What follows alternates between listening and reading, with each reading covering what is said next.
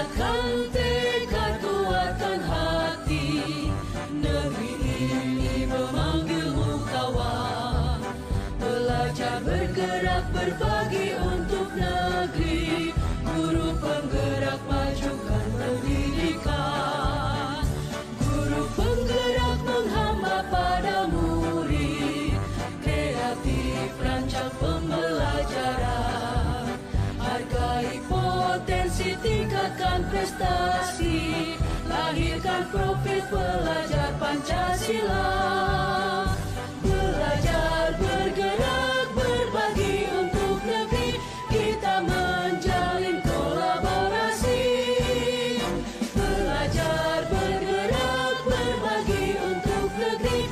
Demi bakti pada Ibu Pertiwi.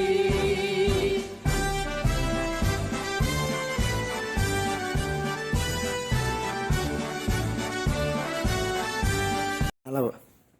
Assalamualaikum warahmatullahi wabarakatuh. Pertama sekali, marilah kita mengucapkan puji beserta syukur kehadirat Allah Subhanahu wa Ta'ala yang mana telah melimpahkan rahmat dan karunia-Nya kepada kita semua sehingga kita dapat berkumpul di ruang ini dalam rangka Kombel SDN 21 Pilumbang. Salawat beriang salam, marilah bersama kita kita kirimkan kepada arwah junjungan kita, yakni Nabi besar Muhammad Sallallahu Alaihi Wasallam, yang mana telah membawa umatnya dari zaman jahiliyah kepada zaman yang ilmu pengetahuan yang kita rasakan pada saat sekarang ini.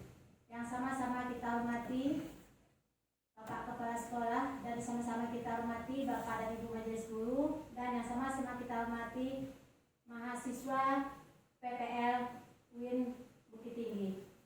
Baiklah, dengan tidak memperpanjang mukadimah, langsung saja Kombel pada hari ini yang akan disampaikan oleh Ibu Irayanti dengan tema budaya positif. Kepada Bu Irayanti, tempat dan waktu kita persilakan.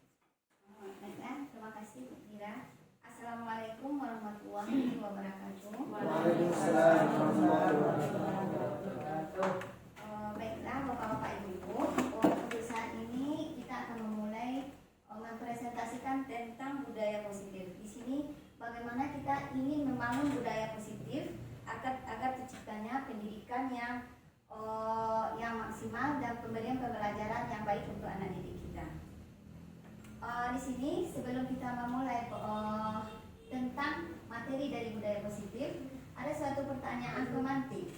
Di sini kita mencoba untuk menjawab bersama-sama, yaitu di mana pertanyaan pertama, apakah Bapak Ibu guru setuju atau tidak setuju? Yang pertama, hukuman dapat mendisiplinkan anak. Bagaimana Bapak dan Ibu guru? Apakah Bapak dan Ibu guru setuju atau tidak setuju? Coba Pak Ali. Setuju. Bagaimana Bu Fira? Apakah hukuman dapat mendisiplinkan anak? Setuju, Bu. Setuju, Bu Ayu. Setuju. Oke, kita masuk yang kedua. Pemberian hukuman dengan hal positif seperti membaca atau membersihkan halaman sekolah dapat meningkatkan disiplin anak. Setuju atau tidak setuju? Bagaimana Pak Lan? Setuju, Bu. Setuju.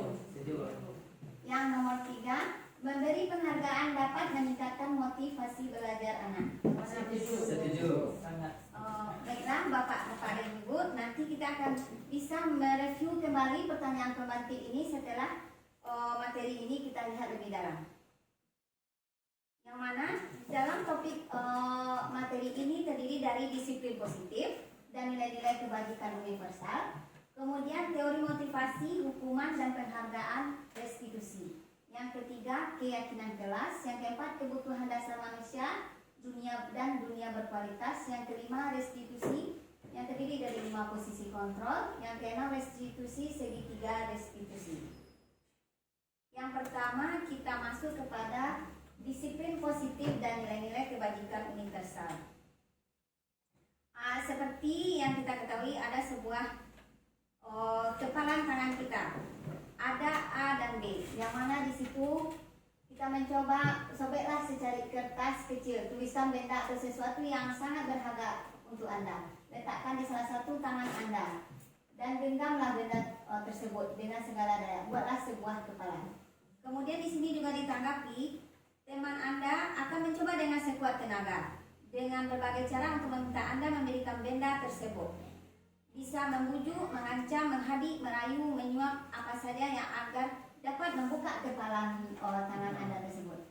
Dalam hal ini bisa kita praktekkan, tetapi kita bisa melakukan di dalam kelas dan juga dilakukan dengan sesama murid. Kemudian perubahan paradigma teori kontrol atau teori pilihan ilusi atau ilusi kontrol.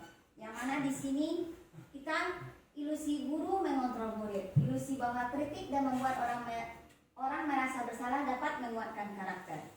Kemudian ada ilusi bahwa semua penguatan positif efektif dan bermanfaat. Kemudian ada ilusi bahwa orang dewasa memiliki hak untuk memaksa. Baiklah Bapak Ibu, kita lanjut dengan maksud dari makna disiplin, yang mana kata disiplin berasal dari bahasa Latin yaitu disciplina, yang artinya belajar. Kemudian makna dari kata ini berkonotasi dengan disiplin diri dari murid-murid Socrates dan Plato. Disiplin diri membuat orang menggali potensinya menuju sesuatu tujuan apa yang dia hargai. Kemudian namun dalam budaya kita, makna kata disiplin telah berubah menjadi sesuatu yang dilakukan seseorang pada orang lain untuk mendapatkan kepatuhan. Kecenderungan umum adalah disiplin dengan ketidaknyamanan, bukan dengan apa yang kita hargai atau pencapaian suatu tujuan, itu akan memberikan hal yang negatif untuk anak didik kita. Baiklah, kita masuk tentang teori motivasi, hukuman, dan penghargaan dan restitusi. Di sini teori motivasi perilaku manusia ada yang pertama motivasi eksternal, motivasi internal. Kemudian kita melihat motivasi eksternal yaitu untuk menghindari ketidaknyamanan atau hukuman. Maka apa yang akan terjadi apabila saya tidak melakukannya? Itu adalah motivasi eksternal. Kemudian ada juga motivasi eksternal untuk mendapatkan imbalan dari orang lain atau institusi. Apa yang akan saya dapatkan apabila saya melakukannya? Nah, kemudian ada juga motivasi dari internal. Ini adalah tujuan dari disiplin positif, yaitu saya akan menjadi orang seperti apa bila saya melakukannya. Berarti di sini kita mengetahui bahwa motivasi itu ada yang berasal dari karena adanya agar kita mendapat hadiah kita melakukan ini, agar kita dipuji kita melakukan ini. Tetapi ada yang berasal dari diri kita sendiri, yaitu yang mana kita motivasi yang menyebabkan bahwa kita melakukan ini karena kita ingin merubah diri kita sendiri. Jadi dari sini kita bisa melihat mana motivasi yang ingin kita terapkan. Kemudian ada juga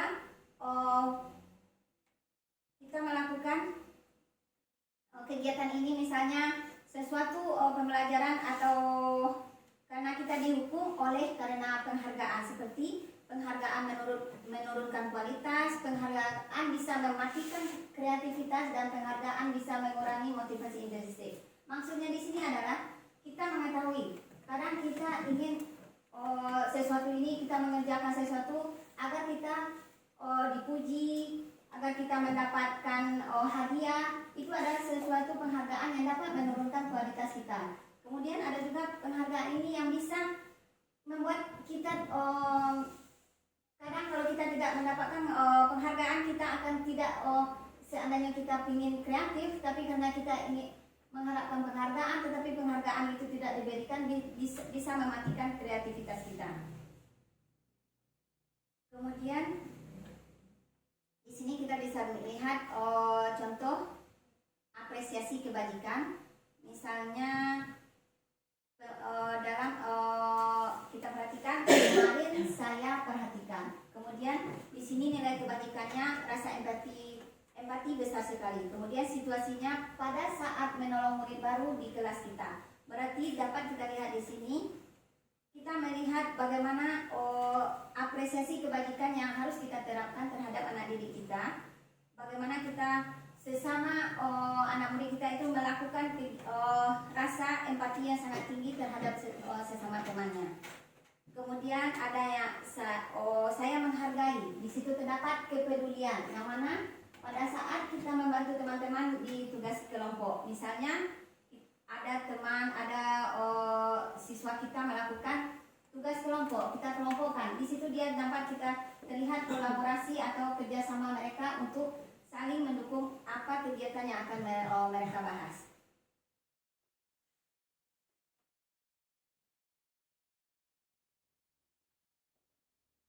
Baiklah, kita lanjut tentang apa itu restitusi. Di sini dapat dilihat adalah restitusi itu adalah proses menciptakan kondisi bagi murid untuk memperbaiki kesalahan mereka, sehingga mereka bisa kembali pada kelompok mereka dengan karakter yang lebih kuat.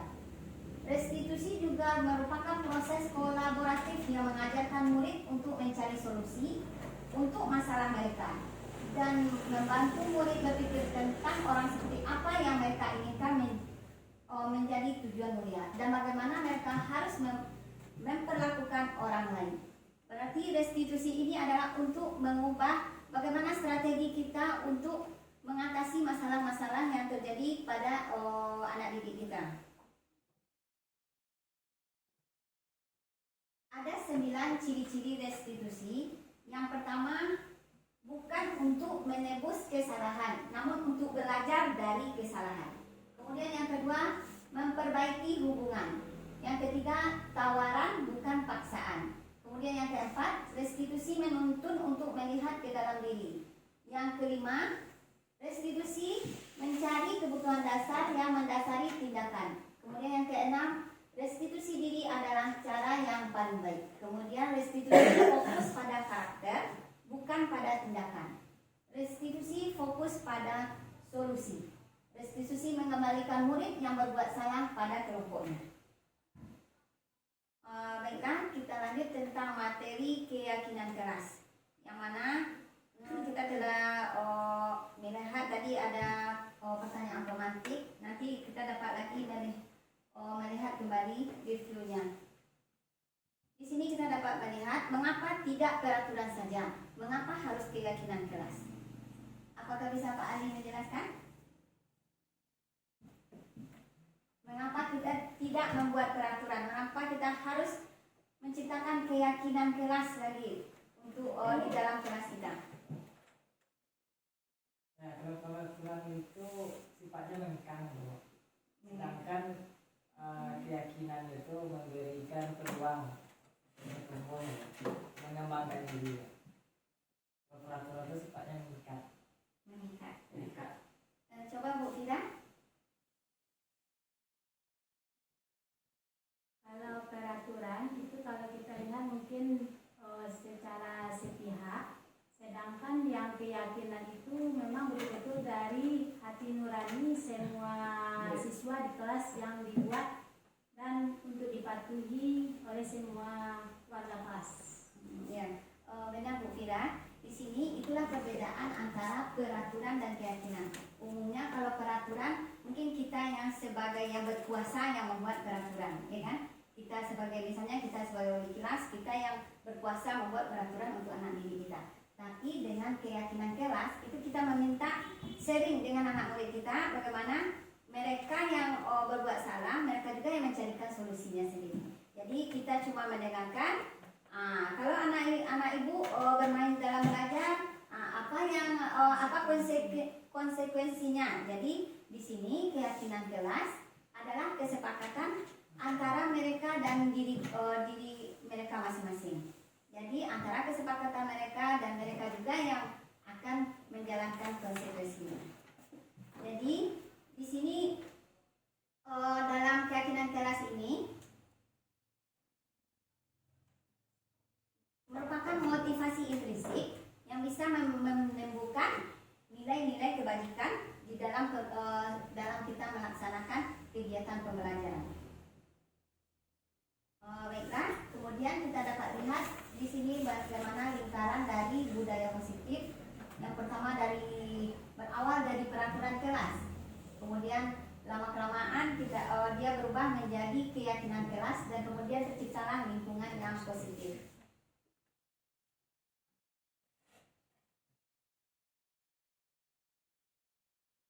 pada kesepakatan kelas ini, maka kita akan bisa menciptakan bagaimana kita sebagai guru dan murid saling menyayangi, dan kemudian bagaimana murid yang semangat dalam belajar, dan bagaimana pula murid yang peduli dengan teman-temannya.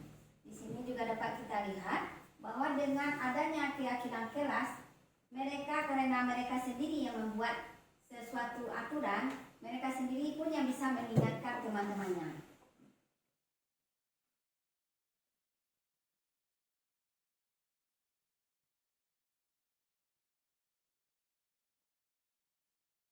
Baiklah, Bapak kita coba di sini. Di sini ada sebuah peraturan bagaimana kita untuk membuat keyakinan kelasnya. Yang pertama kita coba lihat, selalu kembalikan buku ke tempatnya. Berarti keyakinan kelas apa yang dapat kita timbulkan di sini? Tentang mengembalikan buku ke tempatnya. Kemudian dilarang mengganggu orang lain.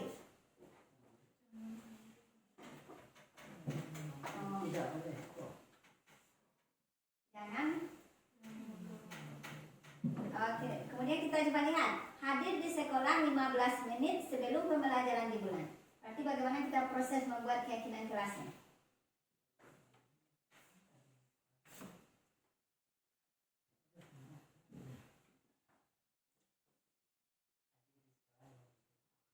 Kemudian ada juga dilarang melakukan kekerasan, dilarang menggunakan narkoba, kemudian bergantian atau bergiliran, gunakan masker, dan jangan berlari di kelas atau koridor. Di sini dapat kita lihat sesuatu di keyakinan kelas yang didapatkan, yaitu selalu kembalikan buku ke tempatnya. Berarti keyakinan kelas yang dimiliki oleh siswa kita adalah sifat tanggung jawab. Kemudian dilarang mengganggu orang lain. Berarti sifat keyakinan kelasnya adalah menghormati orang lain. Hadirlah di sekolah 15 menit sebelum pembelajaran dimulai. Ini berarti kita menghormati orang lain dan kita yang berkomitmen. Kemudian ada juga dilarang melakukan kekerasan. Berarti terdapat keyakinan kelas yaitu keselamatan dan menghormati orang lain. Kemudian dilarang menggunakan narkoba. Di sini terdapat kita untuk kesehatan. Kemudian bergantian atau menunggu giliran. Di sini dapat keyakinan kelas yang didapatkan adalah untuk menghormati orang lain dan bersabar. Menggunakan masker juga bisa untuk kesehatan dan keselamatan. Jangan berlari di kelas atau koridor. Ini juga merupakan keyakinan kelas kita untuk keselamatan dan keamanan. Baiklah, kita lanjut tentang kebutuhan dasar manusia dan dunia berkualitas. Yang mana kita ketahui, baik kita orang dewasa, anak-anak, semuanya mempunyai kebutuhan dasar, yaitu yang pertama sekali kita menginginkan kebutuhan untuk bertahan hidup. Kemudian kita menginginkan kebutuhan kasih sayang dan rasa diterima. Kemudian ada kebutuhan kita adalah untuk penguasaan, kesenangan, dan kebebasan. Kita lanjut dengan 5 posisi kontrol.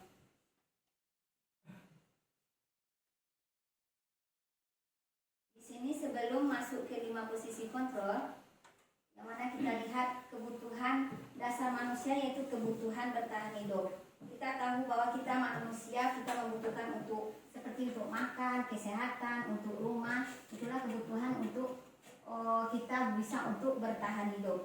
Sedangkan kasih sayang itu sangat kita butuhkan, baik kita di lingkungan sekolah, di lingkungan di rumah kita, bagaimana kita berkeluarga, teman, bagaimana kita dengan anak-anak didik kita.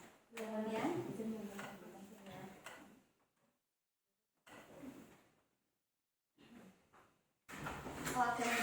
penguasaan. Penguasaan ini adalah kebutuhan pengakuan atas kemampuan kita. Misalnya ada seseorang yang memiliki sesuatu yang lebih di diri dia, maka dia seperti penguasa. Dia harus membutuhkan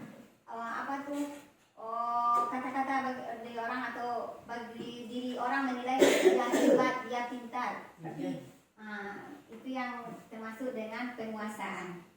Berarti itulah adalah kekuatan mereka kadang mereka ada terampil, bisa berprestasi. Berarti di situ dia menganggap dirinya sebagai penguasa yang menguasai segalanya.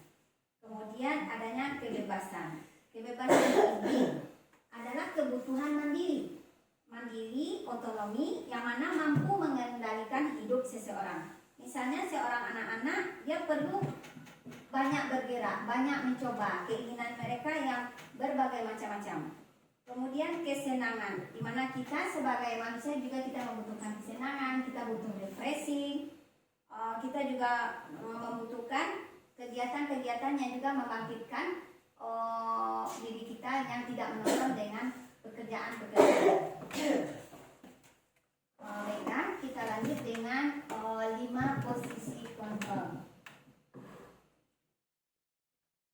5 posisi kontrol. Di sini kita dapat lihat posisi kontrol kita sebagai guru. Ada 5 posisi kontrol yang mana yang harus kita miliki.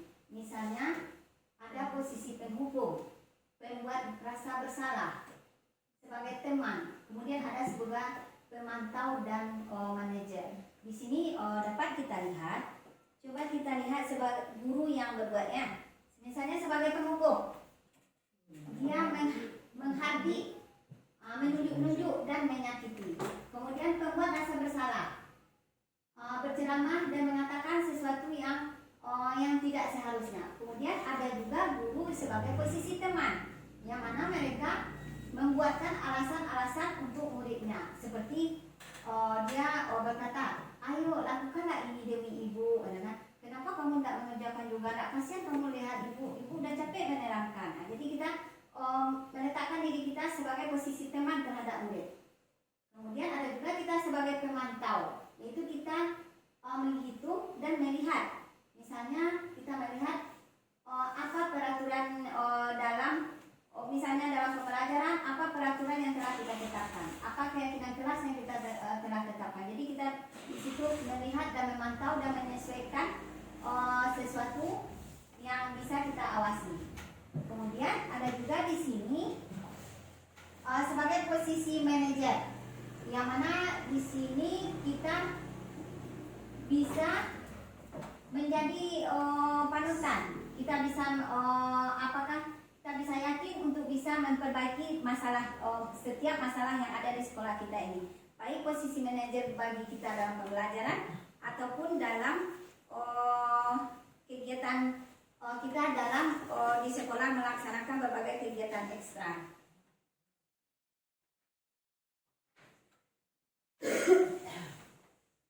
Dari antara 5 posisi kontrol, kalau Bapak Ibu lihat, manakah posisi kontrol yang sebaiknya yang harus kita terapkan? Di sini kan kita dapat lihat sebagai pendukung. Kita bisa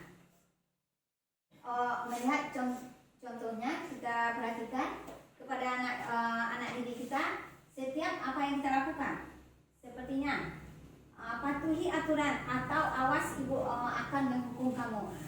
Yang kemudian ada juga posisi merasa bersalah. Di sini bisa kita sebagai guru dicontohkan seperti ini kata-katanya. Bapak sangat kecewa dengan kamu. Kemudian berapa kali ibu harus memberitahukan. Di situ kita adalah posisi membuat rasa bersalah. Kemudian ada juga posisi sebagai teman. Ada kita kadang saking kesalnya saat pembelajaran anak-anak kita tidak ada mengerjakannya. Di situ kita bisa, ayolah bantu demi ibu. Demi ibu kerjakanlah tugas ini. Kadang-kadang kita ayo ingat tidak semua kegiatan itu harus lalai-lalai, bantulah demi ibu agar semuanya dapat selesai. Kemudian ada juga seperti pemantau. Pemantau ini kita dapat melakukannya dengan melihat kita sedang melakukan pembelajaran, kita bisa memantau dan melihat bagaimana kegiatan yang akan berlangsung. Kemudian kalau sebagai manajer, kita membuat suatu keyakinan. Kita meyakini bahwa sesuatu dapat kita perbaiki dengan baik, tapi tidak semua kita pun bisa untuk masuk ke dalam posisi manajer. Pasti sesuatunya masing-masing posisi ini ada kelebihan dan kekurangannya. Kalau kita sebagai guru tidak diletakkan posisi penghukum, kadang anak-anak itu tidak bisa juga kita anggap dia dia mensepelekan kan.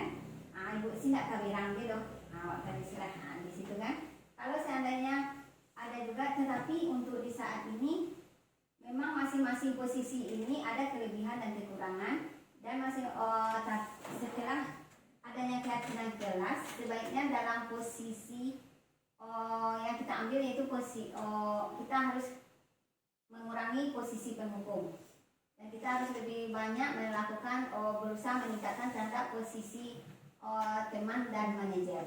Di situ kita apalagi kita sebagai guru SD, kita tidak bisa seperti guru SMA yang ada sedikit anak-anak melanggar peraturan, diberi hukuman, tidak bisa kita lakukan di tingkat SD. Ini memang tergantung fase.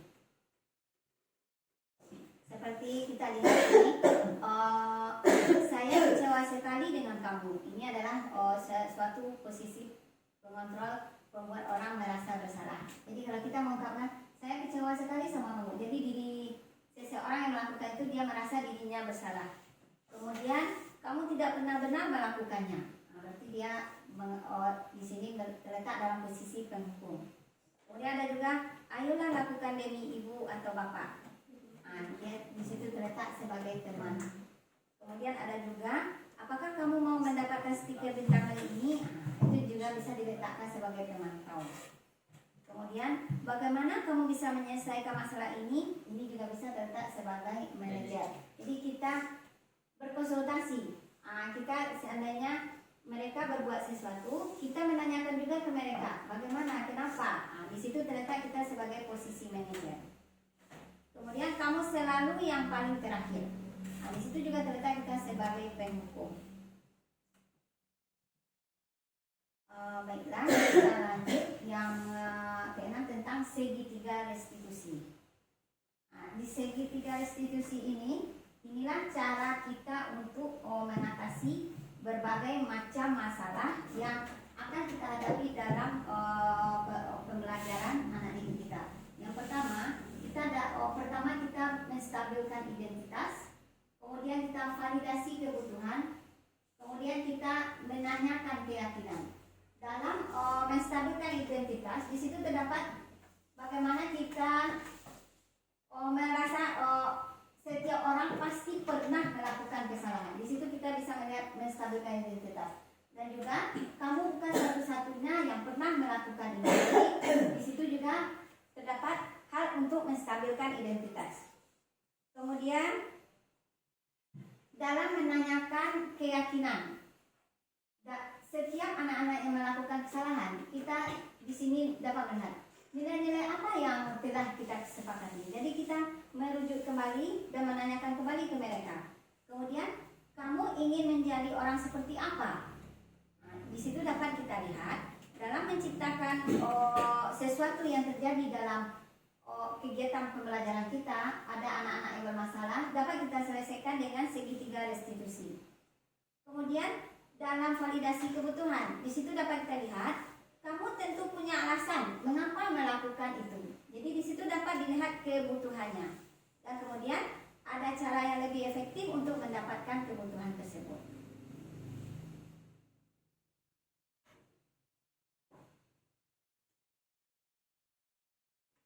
Di sini dapat dilihat bahwa setiap dari segitiga restitusi itu mempunyai caranya masing-masing dalam menyelesaikan masalah. Yang pertama, kita akan menstabilkan identitas. Kita memberikan meluruskan dulu apa masalahnya. Kemudian kita validasi kebutuhan. Kita lihat apa penyebab sesuatu yang terjadi. Bagaimana dasar setiap tindakan tersebut. Bagaimana kebutuhan yang diperlukan dalam kejadian yang terjadi.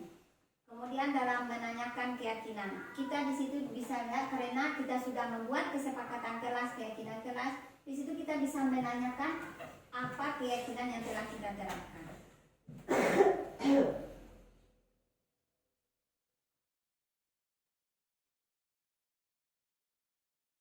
Baik, baiklah Bapak Ibu, untuk kita merelaksasi, kita mencoba merefleksi diri kita tentang yang pertama, sebenarnya kita ingin merubah paradigma kita terhadap sesuatu agar terciptanya budaya positif. Coba Ibu Hayati, apa sesuatu yang bisa, hal baru apa yang bisa kita terapkan untuk merubah pandangan kita sehingga kita bisa menciptakan budaya yang positif.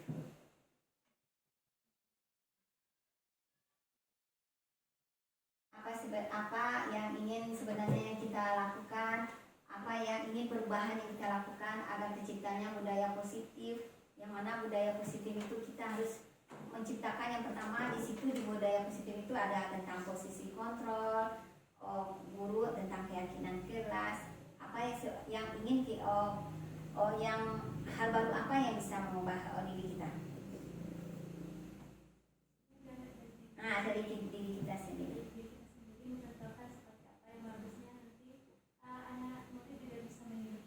Ya, bagus Bu Eri. Kita sebenarnya kita yang harus menjadi tauladan terlebih dahulu, baru kita bisa menerapkan kepada anak didik kita. Karena anak didik itu ya pasti mirip ibu itu milikku kata Jaha. Pasti dia lebih mengutamakan kata-kata gurunya, penampilan gurunya daripada orang tuanya sendiri. Karena kata ibu nak milikku. Jadi kita harus menampilkan terlebih dahulu budaya positif pada diri kita sendiri agar anak didik kita bisa meniru kita sebagai panutan bagi mereka.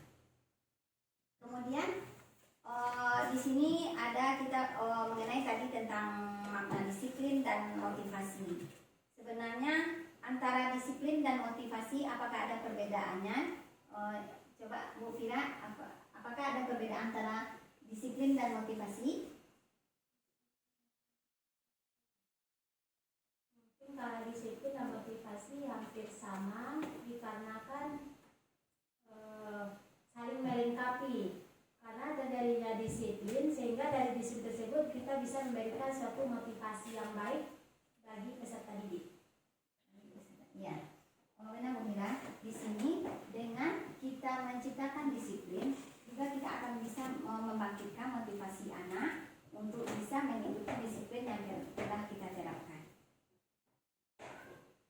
Baiklah, itulah presentasi kita tentang membudayakan hal positif untuk meningkatkan dalam proses pembelajaran, bukan hanya dalam proses pembelajaran. Ini juga bisa kita terapkan di lingkungan kita masing-masing. Bagaimana misalnya seperti segitiga restitusi, itu bisa juga di dalam rumah tangga kita, dalam di rumah dengan anak kita di rumah. Apabila dia melakukan kesalahan, kita juga bisa melihat kita bagaimana anak-anak kita selesaikan dengan menggunakan segitiga restitusi. Kita bisa menstabilkan identitas terlebih dulu, menanyakan dulu apa penyebabnya, dan menciptakan keyakinannya. Kemudian kita juga di sini kita mengetahui bahwa kita sebagai manusia kita mempunyai kebutuhan dasar. Ada kebutuhan bertahan hidup, kasih sayang, kita membutuhkan sebagai penguasa, juga kita membutuhkan penghargaan. Memang kita sebagai manusia memang membutuhkan hal-hal tersebut. Kita juga membutuhkan kebebasan dan kita juga membutuhkan kesenangan. Dan kita kemudian kita sebagai guru kita harus melihat 5 posisi kontrol mana yang kita terapkan. Apakah posisi kontrol penghukum, apakah posisi kontrol sebagai teman, kemudian ada sebagai manajer, ada lagi sebagai posisi kontrol kita sebagai penguasa. Di situ kita bisa melihat manakah yang baik kita terapkan. Terutama kita dalam di sini kita tahu karena lingkungan SD, kita lihat anak-anak sekarang tidak bisa kita gunakan lagi dengan posisi penghukum. Terutama kadang ada anak kelas 1, kalau kita gunakan posisi penghukum dia bisa aja bisa anak ke sekolah psikologi dobu cek kamawa. Jadi di situ bisa kita melihat bagaimana posisi yang harus kita tempatkan. Baiklah, itulah hasil presentasi kita tentang budaya positif, dan kemudian kita kembalikan kepada Bu Vina. Kepada Bu Vina.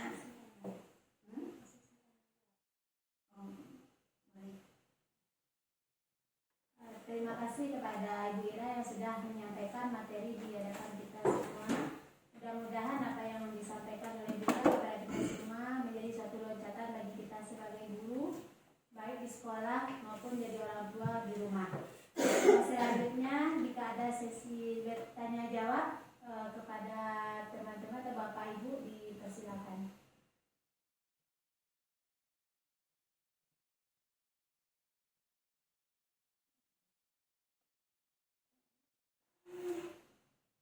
Jika tidak ada, maka kombat kita pada hari ini kita cukupkan sekian. Kita selesaikan pada sesi siang hari ini. Saya sebagai protokol terlebih terkurang mohon maaf. Saya sudahi dengan wabillahi taufiq wal hidayah. Assalamualaikum warahmatullahi wabarakatuh. Waalaikumsalam warahmatullahi wabarakatuh.